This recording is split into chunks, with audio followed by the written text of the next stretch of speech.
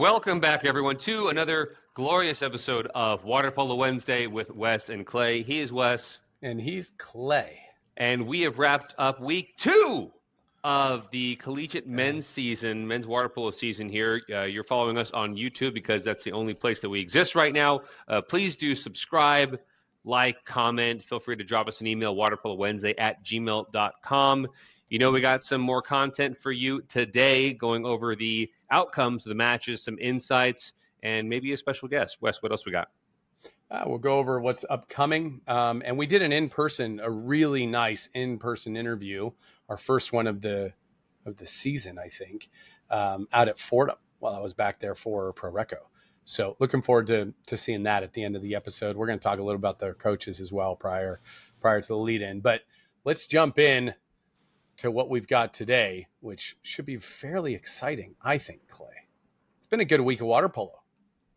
I agree. All right, let's do it.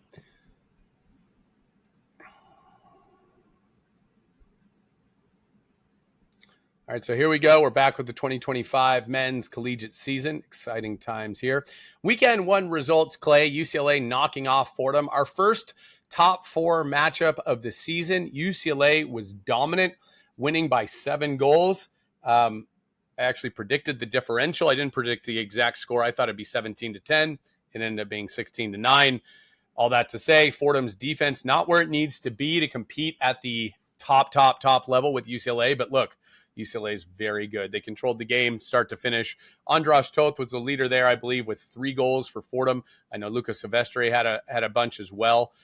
So big game for them. Fordham turned around and won 20-15 over Santa Clara. Was impressed with Santa Clara this weekend. I know they lost a couple of games, but I was impressed with them. Andras Toth having 6 goals for that Fordham team in that game. I think Luca Provenciani had 9 assists, so he's dishing it out left and right. Barnabas Shepa, the center, had 2. There are a number of guys who had 2 and 3 goals throughout that. Princeton did beat Santa Clara 12-11. Close game there. Santa Clara had the lead early and through the middle of it, but unable to hold on. Princeton went on to then beat CBU. Couple of Davis matchups. San Jose State beat Davis 11-7. Stanford beat Davis 12-6. Pretty close to kind of what we predicted the goal differential there. We thought would be 6 for Stanford. We'll talk about that in a little bit. There's some interesting things to look at. That game was like 4-2, 6-2 going into the 4th, I think, or middle of 3rd. USC beat Long Beach 13-9 at USC. Long Beach played pretty well, to be candid with you, but they lacked a little bit of the outside shooting that they're going to need with all the attention that Gabby Acosta and Corbin Stanley draw. And then UCLA hammered on CBU 21-5. UCLA's going to be tough to beat this year. I mean, they're not winning games by like 4 goals, 3 goals, 5 goals. They're winning games by like 10, 7-10. This one's 16. It's pretty difficult. CBU then beat Harvard and GW, but Navy beat Harvard 13-12. So Navy's on a streak right now, and that was incredible. Clay, you were on the USC Pepperdine game, 13-8 USC beating Pepperdine. Talk to us about that game. The model said 5.5 goals. It was dead on, 5 goals. Yeah, that's what the model said. The model never lies. I was thrilled to be back at my alma mater, Pepperdine. It was a perfect day in regards to the weather. But I think Coach Merrill Moses of Pepperdine and Coach Marco Pinteric of USC would both say that it wasn't perfect for their respective teams' performance. So I'd say the start of this game was oddly similar to that of the LMU-Stanford game, in that the first quarter ended up being a rout with USC going up 4-0. But if Pepperdine executed on their opportunities that they had, it very well could have been tied going into the second. And after the first, USC bested Pepperdine by 1 goal in the second and third quarters. And then Pepperdine won the 4th 2-1. Granted, USC was digging into their bench a little bit at that point. Yeah. On Pepperdine's side, I really like what I saw out of Matty Walsh. The Graduate Center had no trouble holding aside and was earning many of the 14 6-on-5 opportunities they had, whether it was drawing exclusions off ball or even drawing a few while setting on Mihailo Vukovic. And the problem is, however, that if you can't score on man up, then getting a man up is no longer an advantage. So I'm not saying it was a direct strategy by USC to force themselves to have man down situations, but they may as well have because Pepperdine went 3 for 14. So there was Yeah. certainly excellent positioning and movement by USC's 5-man, and Bernardo Hertzer in the cage is not easy to get around, so kudos there. Yeah. But I think that we saw the Waves on the perimeter looking more like passers than shooters and not running definitive shifts that would force defenses out of position and force them to make decisions is what you want them to do. So that, the more decisions they have to make, the more probability there is for them to make a mistake. You have that guy open. All that said, I truly do think that this Pepperdine team has more to give than they showed that day. And I'm not just saying that because I'm a Wave. Hungarian freshman Chanabella was another force, both offensively and defensively, and he was out sick for an entire week before this game. And he said, Coach, I want to play this game despite, having trained this last week.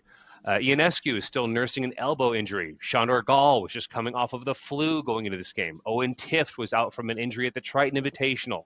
Dane Howell has yet to really assert himself as a scoring threat that we know he's capable of.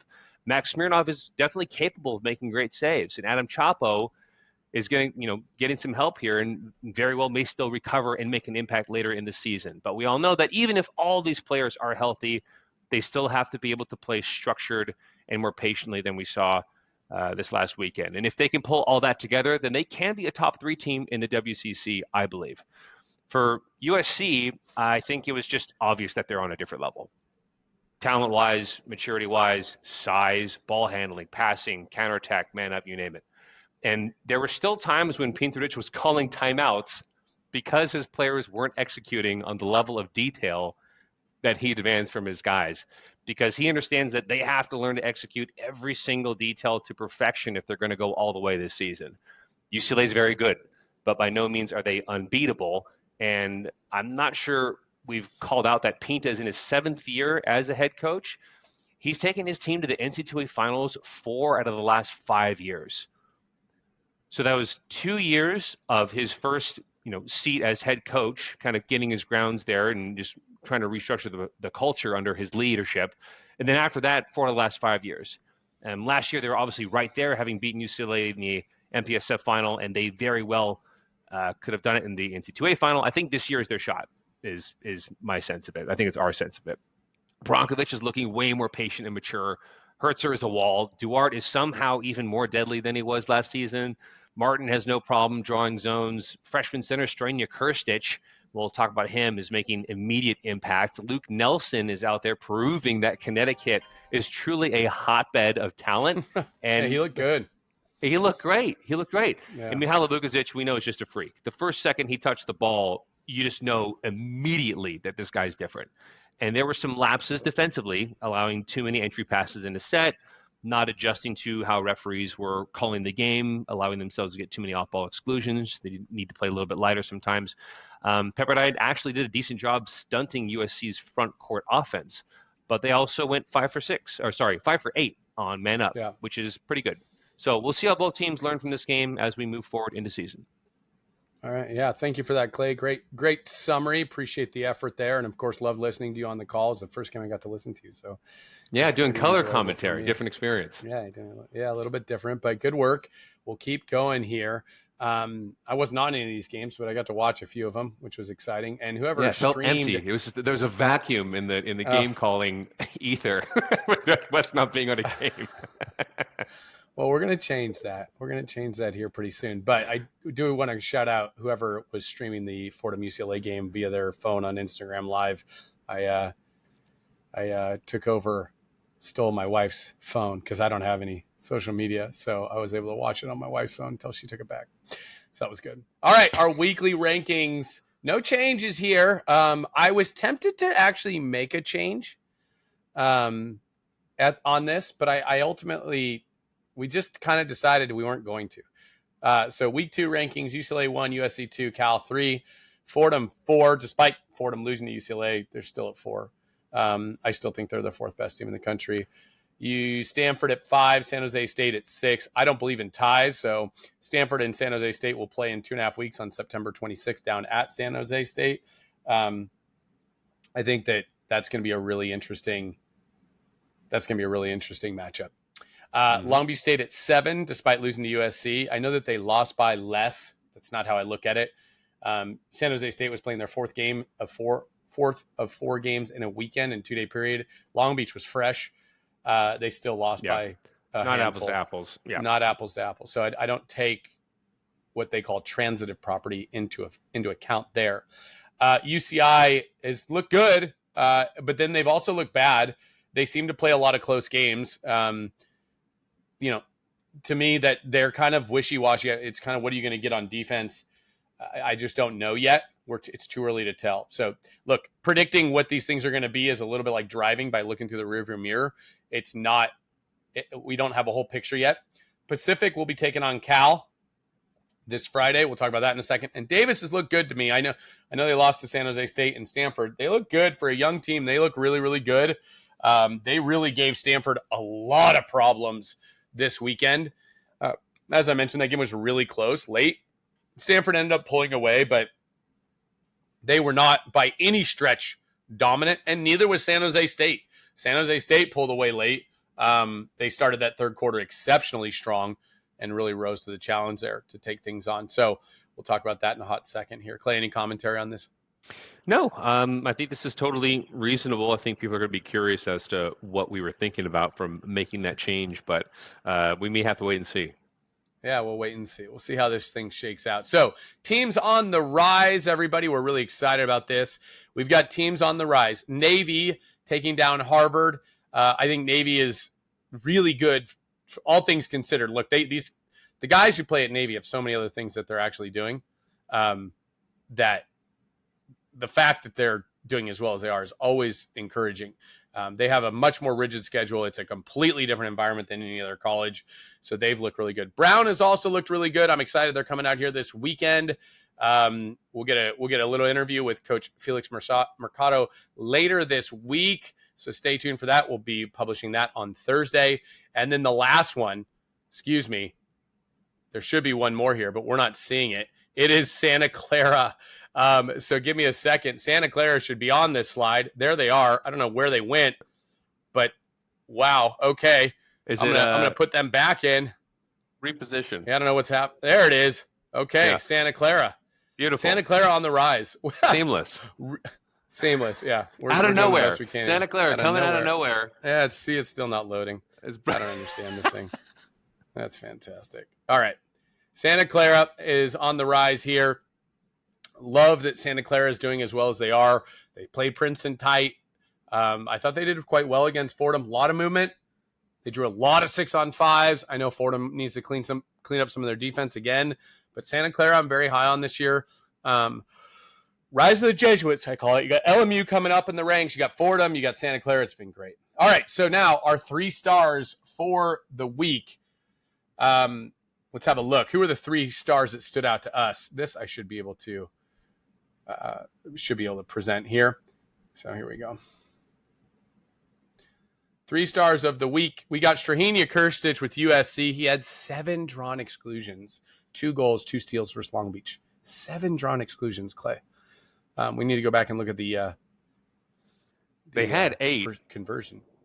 Yeah, they had 8 in that game. So that's pretty good for Strahenia. Finn LeSueur, outstanding, 6 goals for Santa Clara. What was more impressive is he was 6 for 6 shooting. Homeboy didn't miss. Finn LeSueur didn't miss a shot. I mean, can you imagine? Even if you were 6 for 9. Yeah, that would be good. Yeah. 6 for 10. 6 for 10. I wouldn't want to be 6 for 12. 6 for 12 is a lot, but still, that's 6 goals. 6 for 6. That's brutal. 6 is great. That's great. 1 assist, a steal, a drawn exclusion, and a field block playing both ends of the pool. You love to see it. Brendan Japiosh, 18 saves versus Davis, 72% save percentage. The only goalie I think I've seen in regular season that has a similar, comparable save percentage, it's going to make you laugh, Clay. Zach Rhodes. Zach Rhodes had a career 60 some odd % save percentage. Japiosh is right there. Yep. And I mean, that speaks volumes. He's just that good. He's incredible. Yep. I know I have to go back and look at Adrian Weinberg. His had to be pretty high. But yeah, this guy's next level. I know Bernardo was really good versus Pepperdine as well, but it wasn't 72%. So was stoked for them. So now we're going to talk about a couple of things. Before I dive into kind of what's coming up, I want to do a little bit of a look back here. Now, for those of you who watched the short that I released on Thursday or Friday, I think it was Friday when I got home from New York, I gave a couple of predictions. And what I've been doing in kind of the background the last couple of weeks is I've been working with somebody, and I mentioned this on some of the data. And I'm going to go ahead and share a tab with you now. And so this is called an ELO rating. Okay. These are ELO ratings, okay. And what ELO is effectively it's measuring the relative skill or talent of a particular individual or team. We do this by teams. Okay. And in turn, it gives us kind of like how should teams perform and how are they performing. And so 128 games, somehow there's 65 wins, which I don't really understand how that's possible because somebody had to tie, I guess, which may very well be the case. This is only D1. Okay, so this is only D1. You can see goals against high would be 0, which is a little counterintuitive, so stay with me here. Okay, goals for high would be like 30. All right. So good offense, good defense is up here. You've got UCLA, Cal, some Fordham, Pacific. Santa Clara is doing okay. They're right in the middle. You got UCI. Stanford is bordering that good offense, poor offense right there, along with San Jose State being low scoring, which we've talked about. And this is really, really interesting. So let's drill into San Jose State, shall we? Because why not? We'll drill into San Jose State, and we're just going to take a look at how they've done. And so as this loads, it's going to tell us how many games. They played 4 games, 3 wins, 75% win rate. They did really well against Santa Barbara, Davis, Long Beach, but lost to USC. Okay. Again, these are only against D1. I know they played American River. They might have had like another D3 type game, like a Pomona or something, but you only look at D1 here. And so you can see here, all right, they actually have really struggled to score. This is the biggest issue. Their defense tends to be like really good. Look at Santa Barbara, 3 goals. Davis, 7. That's not bad. Goals against Long Beach. That's about as high as you really want it to be, but they won that game scoring 14-12. USC, they gave up 20. So that's skewing their average a little bit, but it's really interesting to see these trends. And as the season goes on, it'll start to tell us like, who are these teams, and what kind of variance can we come to expect? Because typically a team, Clay, if they're averaging, if they're putting up 12 to 13 goals in a game against, let's say, San Jose State versus a UCI, right? Against a Big West team of their caliber, so on and so forth. It's pretty rare that San Jose State's going to go out and put up 20 goals against UCI. They might put up 14 or 15 in a very extraneous result. But for the most part, we can get an idea of who these teams are. And so that was really interesting. And then we go to the ELO rating for the top 10 teams. Now, this is interesting because it's just interesting to see how teams are doing. San Jose State, I will tell you, is at 2160, so they're right below Long Beach here on the ELO side. Now, we have something different. We have UCLA, USC, Cal. Those match up. We have Fordham at 4. ELO would put Stanford at 4, but Stanford's only played 2 games. So, and there was UC Davis and LMU. Fordham has actually taken on UCLA and lost, and so that's hurt them, and that's why ELO has them a little bit lower. But they'll get a chance to play each other later this season. So 4-5. ELO has Princeton high. We have San Jose State higher. Long Beach ahead of UCI. ELO has UCI there. Both of us have Pacific, which is interesting, at 9, and UCI at 8. It looks like, or others, I guess, is 10. So Pacific they have at 8, Long Beach at 9. We have Pacific at 9, Davis at 10. Davis falls into the others category. Well, a couple of losses there for Davis, but they've looked all the part against some pretty good teams. And so again, this is just interesting. We want to thank Bluebird Data for the data and pulling it all together. I can drill into whatever team I want. If you have questions about this, please feel free to reach out. Let me go ahead and back it up here.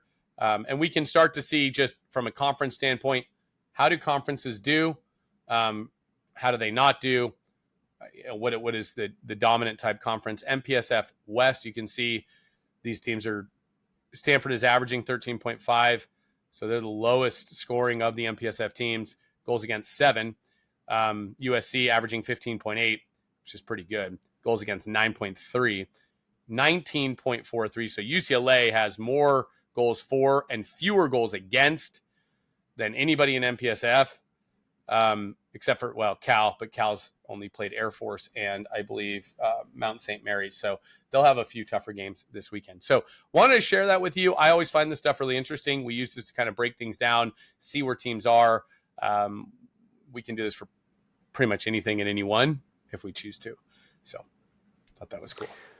Yeah, data is always fun to look at, especially when it can be visualized. It helped me to understand that the y-axis, the numbers are reversed. So if you notice that the zero is at the top, so the higher the bubble is here, that means the fewer goals they allowed in. That's why it helps our, we're used to things being high on these graphs being a good thing, which it is in this case. Well, it is a good thing. Right. It's a good thing to be higher up, right? Yeah, exactly. So UCLA, also the size of the bubbles dictate the differential. Okay, cool. So like you can see this is like 13 goals. This one is, I guess, 20. I don't know. And then this one is 6. And this one is 6 or so. Yeah. So there you go. All right, good stuff. Let's keep going forward. We'll hop back to our other slides here. Cool. All right, key week 2 matchups. This is interesting. Friday, 7 p.m. on ESPN Plus. Cal versus Pacific at Pacific. Excuse me, not at Cal. This should say at Pacific. It is at Pacific. Boy, oh boy, what happens when you're gone a week, right? At Pacific on ESPN Plus. I'll be commentating that one. Be sure to check that out. It's going to be an exciting game. We'll be, again, at Pacific. If you can make it out there, James Graham puts on a great show at Pacific. And so that's going to be a lot of fun. 2 weeks from then, we'll also have USC there. We're going to talk about that later. LMU versus UCSB on ESPN Plus with Clayton. That'll be at LMU, 6 p.m. on Saturday. So Cal and Pacific are 7 p.m. Friday. 6 p.m. Saturday will be LMU versus Santa Barbara. And 1 p.m. Saturday will be Cal at home versus Davis. I'll also be on that call, which should be a lot of fun. It'll be good to see Coach Layson and that, upstart Davis team that they've been, see how well they do against Cal. And then, of course, on Sunday, 12 p.m., Cal versus San Jose State. That's a top 5, top 6 matchup right now. That'll be on overnight. I'll be broadcasting those two, the only 2 Cal games I'll be doing this year. So I'm really looking forward to being up at Cal and, seeing the guys. And there'll be a lot of buddies there. A lot of buddies there. So that's what we got for our week 2 matchups. Now, before we jump into this next segment, Clay, I want to talk about something. I had the really unique privilege of going to Fordham while I was in New York. I made sure I stopped by there. And I got to talk to the coaches. And something was brought to my attention. First and foremost, I got the first ever Fordham pennant. Never before been done, but Coach Bill Harris said, we got to make you need to pull that into the camera, Wes. Can you take that up? Closer? Yeah, I can take that off. Look at Coach Harris. Show the signed people. It. Coach Bacharach signed it. The first ever Fordham water polo pennant right here. This was given to me before they started handing these out. I feel very privileged to have this. So thank you guys. It's really sick. Cool. Great work. You're going over England. Sorry, England. It's too bad. The other thing that was brought up to me, and look, I think something that we need to call out, the role of assistant coaches in our game today has changed drastically because the role of head coaches has changed drastically. Head coaches have now become GMs or front office. They have to fundraise. They have to recruit. They have to kind of plan, schedule, logistics, all that. And they've got to work with their SIDs and their athletic directors and, finance and financial aid and everything. They got a lot of jobs these days. Fundraising being a huge one in today's climate. Assistant coaches have really taken over or had to take over in a lot of instances. The game planning, the tactics, a lot of the film review, that kind of thing. Not to say the head coaches don't do that. That's not what I'm saying. They're involved in all of it, but they're stretched a lot more thin than they've ever been in our sport because they don't get as much free time to just coach and think about this stuff. And so I want to call out Coach Ilya at Fordham, who has been nothing but amazing to us, but also has really molded this team. He's a big recruiter. He was at every single game at U20 World Championships. He continues to kind of orchestrate the defense. If you ever watch a Fordham game, he is shouting out orders. He's got guys on a joystick just sliding back and forth. It's a lot of fun to see. He, in addition to his duties as an assistant coach, has just taken on the director of water polo role at Agua. I think it's called Agua at Asphalt Green. So that makes sense. Agua, AG, Asphalt Green, as the director of water polo and the U18 coach. So because U18s are playing high school right now, there's no conflict for him. But this is a big win for water polo in general. Ilya is the former head coach of St. Francis Brooklyn. This dude knows water polo. He's enthusiastic about water polo. He is in tune with what is going on. He coached the youth team this summer. He traveled all over Europe with them. He recruits at an absolutely elite level. And for him to be giving instruction and being an 18U coach and head aquatic director for Agua there at Asphalt Green in the Upper East Side, that is enormous for those kids. And so what a Great cool pickup. Opportunity, right? What a cool opportunity for those kids and for really New York, Manhattan, to kind of like build a great water polo club. The pool is 50 meters. It is beautiful. It was a pool that Recco Ferencváros, that Recco World Tour played in. It is gorgeous. So huge for Ilya. It's going to keep him pretty busy in the offseason, I'm sure. Hopefully it doesn't impact his recruiting at all. But really happy for Ilya. Might help it. Yeah, it might, right? It might. But really happy for him. I think that's a huge pickup for Agua. I wanted to call that out because he has been such a good friend of the show, to me personally. Always willing to talk water polo. We had a lot of long talks in Croatia after the games. And so, Ilya, congratulations, man. Very happy for you. It's a huge, huge pickup for Agua. They're lucky to have you. And we're just stoked for you. And so there's that. I just wanted to share that, Clay, because I felt Worthwhile like shout out. guy like Absolutely worthwhile Ilya, shout yeah, out. you gotta love it. I like what you said. We said this before about how the head coach especially of a collegiate program is so much more than just a coach. They're a program director essentially, and these assistant coaches it's a GM, and that these assistant coaches like have to step in even more than they ever have as like tactical directors in that sense. And Ilya is definitely one that you would want at your side. I know Coach Backrack is very happy to have Ilya in his program. For sure. So I think that's huge. I think we've got to, if programs are going to survive, they need to hire a GM, like a director of development of some kind, but really a GM, somebody who can craft the overarching strategy for the team and work with the head coach and say, what do you need? And you see this in every sport. Football has GMs, but at the professional level, because guys, we're not amateur anymore. So we got to stop at the athletic director role is not, it's not what it was. Yes. You need a GM like a pro baseball team has a GM. You're right. You hire the coach, you hire the staff, or the coach hires the staff. You go out and you get players, you figure out funding, you manage a budget.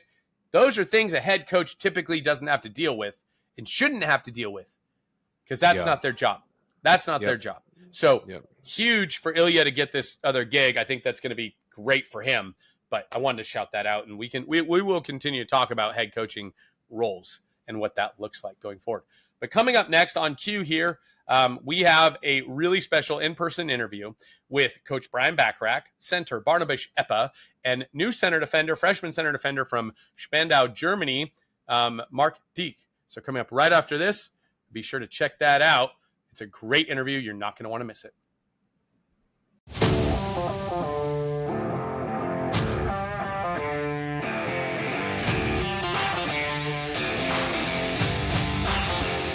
We are here at Fordham University in Mesmer, say that correctly, the Mesmer Aquatic Center. I want to thank you guys for having me on site. This is a really unique opportunity. We don't get to do this a whole lot most of the time because it's tough to get out here, but it's cool to be here in New York. We're joined here with Coach Brian Backrack, new center defender from Germany, Mark Dieck, and standout center Barnabas Eppa. Is that right? Barnabas Eppa from Hungary. Brian, we'll start with you. Thank you for letting us come on site here. I know you guys are busy. You have built this program after taking over for Coach Harris, who we got to chat to, and I've known for a very long time. Big fan of Coach Harris. This is a really unique opportunity for you. You're in your second year, the first time ever that Fordham or anybody not in the MPSF has been ranked in the top 4 in preseason.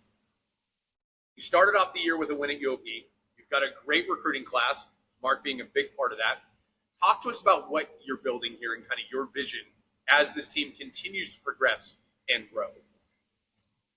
Well, I think, as you mentioned, it always starts in the recruiting process. You can't have a top tier program without bringing in top tier players. And we had the opportunity a few weeks ago to talk about our recruiting class, and I think it's a result of what the guys who just graduated have built. And that was a process. I mean, we were, over the 4 years that group was here, they grew a lot. And Barnabas can attest to, being a part of some of that growth process. But, I think that, what people are seeing from the outside is, that this program presents something different. It's a great opportunity. We get to live in New York City, great education, and obviously we are striving to be a top tier water polo program, and I think we've achieved that over the last couple of years, and we want to continue to build from there and see where this thing takes us. What is that ultimate goal? Where when you say see where it takes us, you've got to have a vision as to what that means to be a top tier water polo program. Well, we want to be competing with the best, and we want to try to compete and win national championships. I mean, that wasn't something that when I first took this over that was, I think, a realistic goal for us. But I think everyone who watched our semifinal game last year and some of our the top competition that we competed against last year realized that we can compete with all the top teams in the country. And so, that is a goal of ours, but we also want to be, winning our conference championship and having the opportunity to take on the best teams in the country each and every year. And I think, we were fortunate enough to get to schedule UCLA this week. We've got Cal and Stanford and Long Beach, and all those teams are in, the top 5 or 6 teams in the country. San Jose, Santa Clara, I mean, the list goes on. And obviously out here in the East, we got the opportunity to play UOP last weekend, Harvard last weekend, and we'll get 2 opportunities against Princeton. So we're getting to compete against all the top teams, and then we move into conference play, and then we have to take care of business like we've been fortunate enough to do the last 4 years. So that's sort of from like a high level perspective. We want to be competing with and hopefully beating the best teams in the country, and I think we've scheduled that this year. And we'll see how it goes. We had a good first weekend going 4-0. Well, only up from here, really, right? You've got more competitive games coming up, but I want to go back to the semifinal last year. You guys took on USC. It was a short game for you, a little bit of a different approach this year. Talk to us about how that last game kind of shaped your approach to this junior year. You're now in your 3rd year with the program. Yes. First of all, I agree with everything Brian said, and regarding that USC game, that definitely shaped, and it's a very vivid memory in my memories. We are actively trying to hit and still are trying to do better with controlling emotions, but also just being us, being for them, playing together and continuing how we did last year. And I think if we do that, then we are going to be fine. I think the game was very unfortunate. There were, for several reasons, but that's in the past, and we have it in the wall, and it's a reminder that we would like to get past that and to do better than last year. But we are focusing on this. Absolutely, as you should, right? We always look forward, kind of going forward. Now, you get to play 3 MPSF teams this year. Last year, you didn't play any. You'll have UCLA, Stanford, and Cal. You won't play USC unless you see them in the NC2As. How do you approach those games any differently from, hey, it's an MPSF team. Oh, for whatever that's worth. Is it a different type of game for you, or is it, hey, everything's the same? I mean, I think it's a great opportunity. Last year, we also got some comments that we did not play the first big MPSF teams. So I'm really glad that we got to schedule these games. I think these games are going to help us a lot in terms of becoming a better Fordham team for later this season. So yeah, we are obviously practicing a lot and have extra attention to these games. But yeah, we are really looking forward to it, and we want to see how the best. Yeah, and you guys have been dominant in your conference. It's good to see you guys making the trip out west. I know it's not easy. It's a long way to go. You miss a full week of school. You're still students at the end of the day, so that's an exciting opportunity for us on the West Coast to see you guys live. It's something we don't always get, especially when you're a top 4 team. This never happened before. So it's you're setting new precedents every year.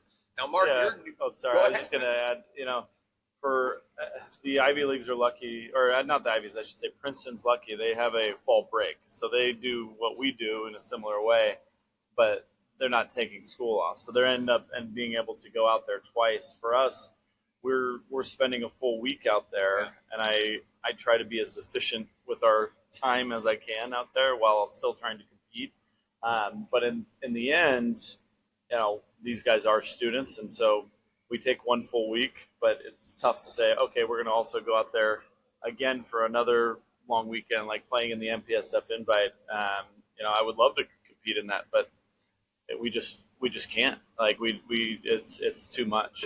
And then we also go out for NCAAs, and if we're going to be in that conversation and in that tournament, that's another 3-4 days of school that we miss. Yeah. We miss for a conference tournament 1-2 days usually. So it starts to add up a lot, and so we have to be very judicious in terms of how we're scheduling, and we can't spend all our time out there. So I am thankful that several of these top tier teams are making the trip out east, Sure. and we get the opportunity to play against them. Yeah. So, Mark, you're new to the program here. Talk to us about what drew you to this program. Obviously, you're from Berlin, Germany, and not every day you have a player from Berlin, Germany. Brian is kind of known around the country to find people in weird places, if you will. We don't see a lot of German players come out. We don't see a lot of Maltese players come out. He's found some real gems. You being one of them. You played for Spandau. Played with the senior men's team for Germany. You just won a bronze medal at World University Games with Germany. What drew you to Fordham? You're a huge pickup for them. I think what drew me to Fordham was mostly the connection I felt from the beginning. Like the recruiting process was really smooth. I could talk to the coaches and also to the players because I knew some of them from international tournaments and stuff. And they just made my life really easy. They built a connection with me, so I felt like in a in a family environment. Yeah. They didn't see me like as a normal recruit. You're coming, you're playing. You're going out after you graduate and you never talk to us again. But I had the feeling that I'm like really well picked up here. And of course also the academics, the business school is really good here in Fordham. And of course the water polo team as well, as we saw in the last year.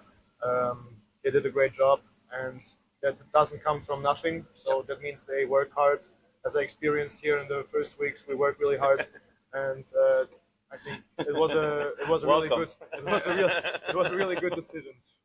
Are you swimming a lot? Coach Ilya likes to say, "We're gonna swim," and he says it with a smile, and he's happy about it. I think we're not like most of the West Coast teams that were swimming 10K a day or something, but we swim not so much, but really intensively. Sure. And combined with hard drills and game situations, and that's what makes the practice hard for us. I think. Sure. Yeah. Absolutely. Talk to us about you've been here 3 years. You're one of the more senior laden guys on this team now. Has your role changed as you've gone and now in your third year? Yes, it has changed. I am picking up more of the leadership this year. I was trying to do it last year as well, but we had senior class, which was great. But yeah, I'm picking up more leadership. I am trying to have the newer guys like Martin every way I can. I think we are doing a great job with that. I think we have a lot of new guys, and we are building a new team chemistry.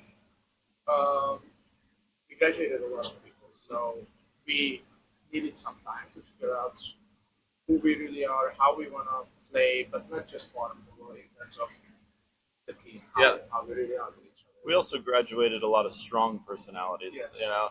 And look, I love those guys, but the beautiful thing about college sports is that every year you turn over, and sometimes you turn over more than others, and you have to rebuild what you're doing each and every year because you're bringing in, and especially when you graduate big personalities, I miss those guys. I still talk to them, but it's it's time to build the next version of us, and so I think what Barna's talking about is right on point. That we had to find our new identity. Every year's different, right? Yeah. And every team is different, and we say hope springs eternal. I think every August, everybody's excited about the season because it's an unknown. We don't know who you're going to be yet. We still don't know who Fordham is going to be this year. You played UOP, you played Harvard, 2 top 15 teams, UOP a top 10 team, and you handled them quite well. Your veteran experience really showed. You look very coordinated together. The focal point of the Fordham offense is the center, right? You got a lot of great shooters on the outside, but as we say, as the centers go, so does the team. It's a lot of pressure. Do you feel that pressure, or are you just having fun doing this? It's a funny question. My dream has been to be an outside player, but since I was young, Every center's dream is to be an outside player. But when I was very young, I was taught that hey, you're not going to be an outside player. Just go to the set. So I'm used to it. I have been a set almost all my life. I am kind of used to it. But no, I think being a set requires a certain amount of unselfishness in terms of you're just gonna go get beaten up and hold the position so your other guys can shoot from outside. A lot of fun for them. Not as much fun for you, but yeah, I hear you. I do laugh when I see Barna just guys are draped all over him, and he pops up and looks around like, what just happened? And the ball's in the back of the net, and we're like, you did your job. Yeah, like good job. you did your job, Yeah. but it's not always the most glamorous way to do your job. Back to your question, I don't feel it as a pressure. No? I feel it as this is my role in the team. Some other guys have other roles, and that's how we as a whole are compact and hopefully successful. Yeah, absolutely. Look, I think it's a pretty thankless position. And I actually had to play center as a backup center on a team with Ryan because our other center had a family emergency. It's not fun. I did not enjoy it. And I understand wanting to play the outside. But good for you for taking that kind of role. Now, Mark, you get to be the guy beating up the center as a center defender. It's a very physical position. I think center defender is one of the hardest positions in all of sports because you're fighting with monsters like this, and then you got to sprint to the other end and play offense with your lungs kind of gassed out, your heart rate's at 220, and you have no oxygen going to your brain, but you still got to make good decisions. You still got to play good offense and not turn the ball over. Talk to us about what it's like for you getting to guard this guy, a top 4 center in the United States, in my opinion. And I think a lot of people would agree with that. What that's like for you to play against him every single day in practice. So I have to say I really like to play against Barna because we both have like the same mindset. In practice, we just go hard always. We're not like how can I say? I'm not. Not going to back down. You're not holding back or backing down. Yeah, we're not holding back, and I know if like he hits me or I hit him, it's just because of the practice. We're not going to be like mad about it or something. We just continue.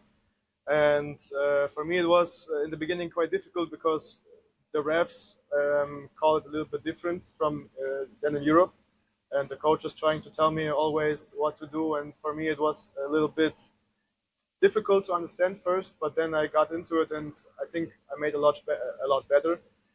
And but I really like it. I don't know how to explain it, but back in Germany, I had to play 2-meter D and set because we didn't have a set, and I had to switch always back and forth.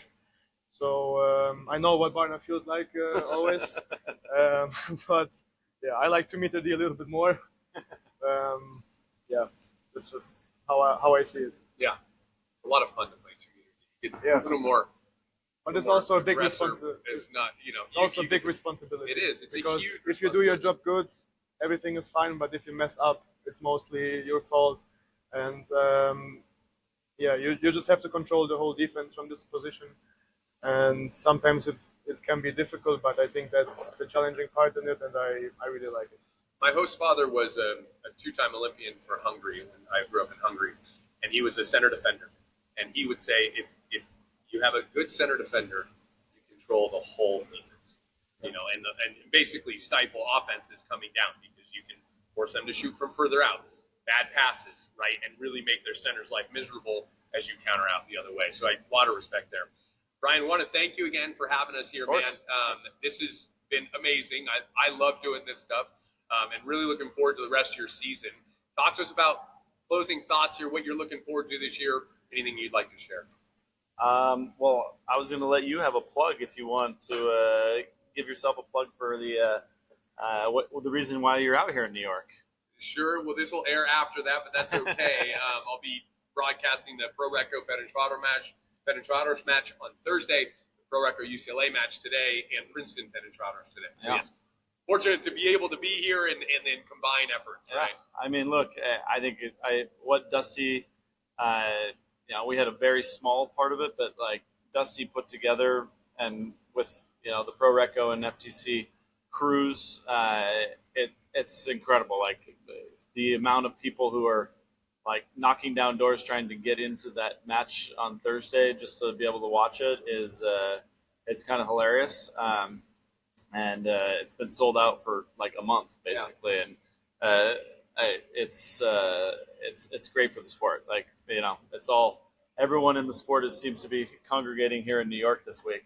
People are coming from everywhere to come watch it. So I think it's very exciting. And we get a chance to play against FTC on Saturday. We'll see how that goes. Right after playing UCLA. So who's in charge of scheduling here? I think you were, Brian. I know. I'm laughing at myself.